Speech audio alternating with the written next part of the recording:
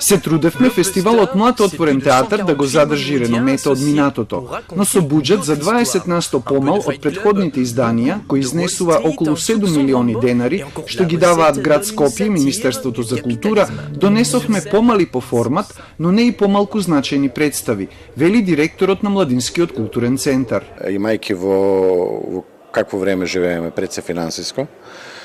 малце повеќе се потрудивме овој пат да биде тоа многу квалитетна програма, а да не биде тоа некој специјално голем имија, иако повторно ќе кажам, не дека ако се тоа по форма можеби помали представи, тоа ни од далеку не значи дека се помалце значајни од оние големи имиња, а и од друга страна па и не мислам дека немаме големи имиња. Александар Поповски, кој доаѓа на МОД со наградената за најдобра представа во Унгарија Гробница за Борис Давидовиќ, Јо Стронгрен од Норвешка со Болница и Чаба Хорват од Унгарија со представата Бележник, се големите европски режисерски имиња на кои смета годинава фестивалот. Тематски 43-тото издание е разновидно, а доминира ангажираниот театар кој зборува за војните, мигрантите, границите, експлоатацијата на богатите над сиромашните, политичките затвореници, заложбите на феминистките и слично. Во тој поглед и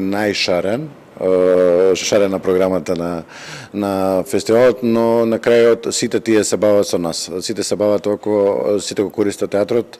да на свој начин кажат сите оние проблеми, недоследности, различни размислувања и ставови во однос на што е наша реална секојдневна. Домашната продукција е застапена со 3 премиери, а во придружната програма се одбележуваат 70 години на Интернационалниот театарски институт при ЮНЕСКО, во кој членува Македонија, 35 години сценографска дејност на Крсте Джидров и други содржини со кои МОД се обидува да биде едукативен и да регрутира млада публика, дополнува директорот на МКЦ Русе Арсов.